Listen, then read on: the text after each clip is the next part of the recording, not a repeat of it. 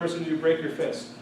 That's an athlete's heart. When we talk about an athletic heart being bigger, that's how much bigger it is. Because I don't know if you know this, but athletes have larger hearts than the average person.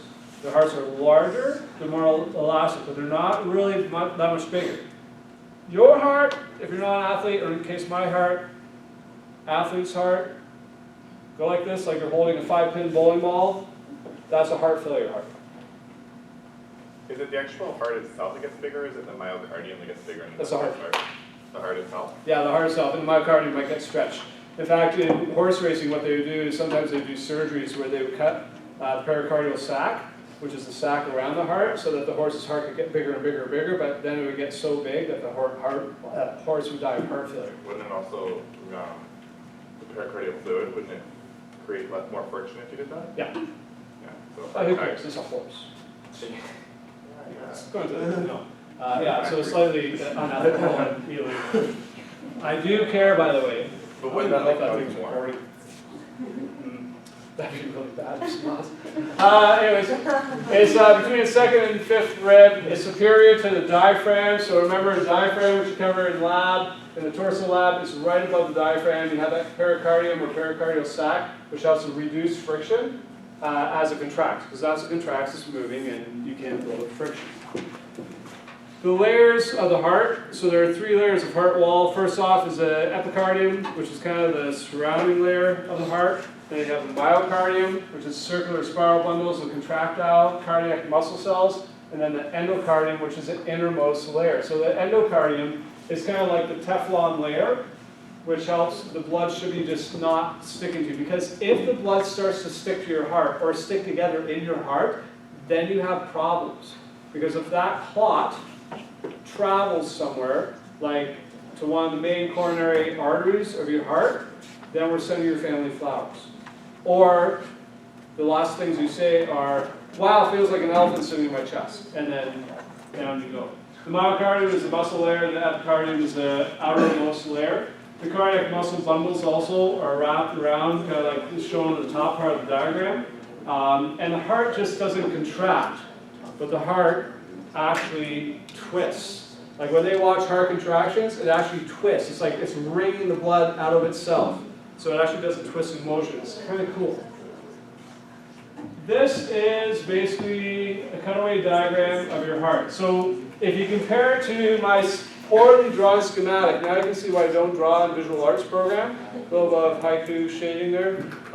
What we see is you have the right atrium, the right ventricle, the left atrium, and the left ventricle. And when you look at a heart, it's as if you're looking at it on someone else, right? So in this case, you're looking at this heart, you're looking at me. It's not your, it's my right. It's stage right, stage left. You're the audience, right? Stage right, stage left. Atria, ventricle, ventricle. Right atria, left atria, left, right ventricle, left ventricle.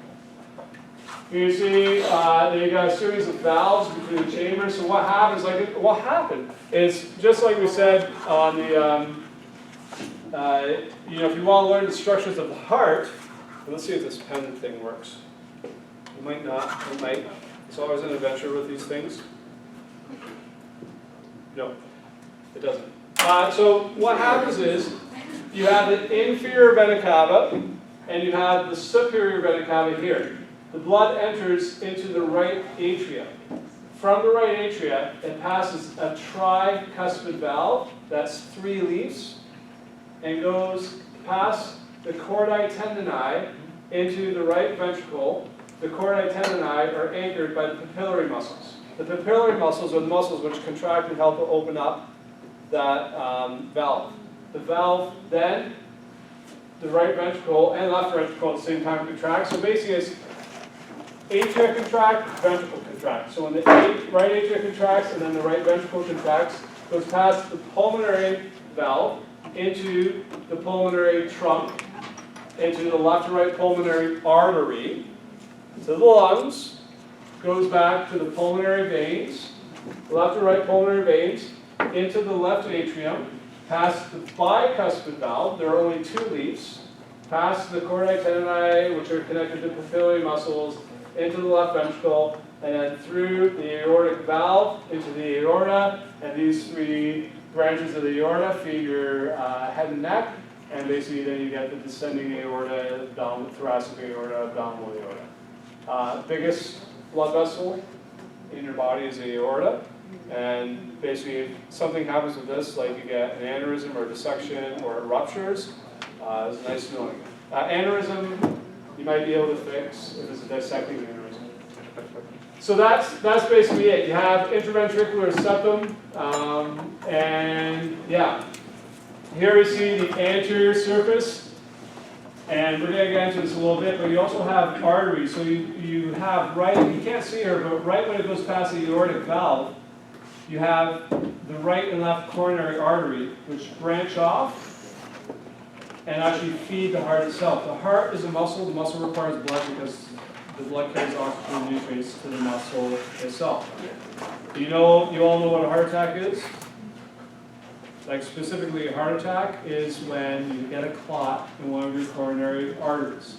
And so, let's see, the anterior interventricular artery right here.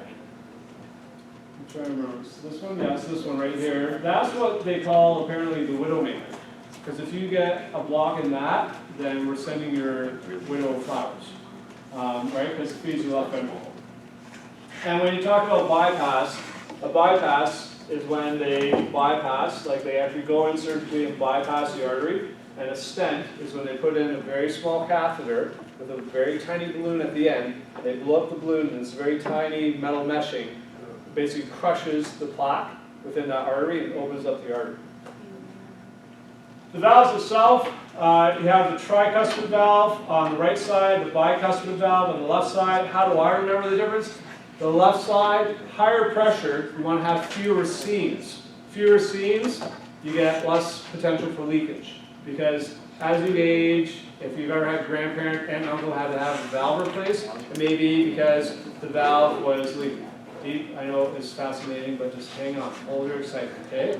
It's okay, just tell them to shut up, otherwise I will. Right, so the valves basically prevent leakage, but sometimes you get leakage as you get older if you had an issue, and you want to prevent that. The aortic valve and pulmonary valve, basically the pulmonary valve is in the pulmonary arteries going to the lungs, and the aortic valve is in the aorta going to the rest of the body. And so what happens is the right and left atria contract, and the blood goes into the ventricles. The ventricles contract, and the blood goes into the pulmonary arteries and the aorta. And when the ventricles relax, the aortic valve and pulmonary valve shut. When the atria relax and the ventricles pump, the tricuspid and bicuspid valve shut. And this cadaver heart that they're showing. Yeah, so one-way blood, pressure change, open them. Two major types, atrioventricular, between the atria and ventricles, semilunar, from the ventricles of the respective vessels. And here you see chordae tendineae and the papillary muscle. Cool fact, some people, you may not even realize it, have additional papillary muscle that are not attached to chordae tendineae within your left ventricle. And how do you know this? Your initial suspicion is that you have a little arrhythmia, like an occasional regular heartbeat. And how do you confirm it? You get an ultrasound in your heart and you go, yeah, you've got some false tendons, they call it. The bad side of having false tendons is you're more likely to have, like just slightly more likely to have a heart attack. The good news is if you have that heart attack, these act like extra scaffolding to hold the heart together. So I have this, but it's very common. I once told my physician when I first met him, I have false tendons in my heart. This is a research study they found. And he's like, oh my goodness, we got to send you for an ultrasound. Send me for an ultrasound's detected. Why do you send you here? Yeah, like half the people I see have this. So it's very common. So you probably have it, don't even know. I mean, that's the thing, just so you know. Knowledge is good, but ignorance is bliss, right? Chances are, with about 35 of you in here, if we were to do full body scans, we would find something on each and every one of you. Like, there'd be a spot on one of your lungs, and something wrong with one of your hearts, whatever. But we would never know. But the chances that actually does anything significant to you is pretty minimal. I mean, we would have to have guys, we would have to have the guys here do a combined exercise time of 140,000 hours before we had a significant cardiac event. For females, it had to be 178,000 hours before we had a significant cardiac event. So Yeah, there's something wrong with you, physically, not mentally, yes. Physically, there's something wrong with you, but is it gonna be significant? Probably not. So tricuspid valve, talking about bicuspid valve, or it's also called a mitral valve, because somehow it looks like a bishop's hat. I'm not Catholic, so I don't know. And then chordae tendineae, which just anchor those cusps to the pillary muscles. So we've talked about all of that. Basically, we've talked about this also, the atrioventricular valves. So what happens is the blood enters the atria, and then actually what happens is the ventricles start to, they've just contracted, blood's coming into the atria, the ventricles start to open, like start to get ready to accept, and the valves open and the blood goes in, and the atria actually only contract for the last third of the blood go in when you're at rest. So it's like that, just find a little kick out, and then when the ventricles contract, those valves close. Most of the time, we don't. This diagram, page 674, basically shows you contraction cycle for the heart, for the right side at the top and the left side at the bottom. And this picture actually is kind of nice because it shows you the difference between the left ventricle and the right ventricle. You can see the right ventricle is very thin walled and the left ventricle is very thick walled.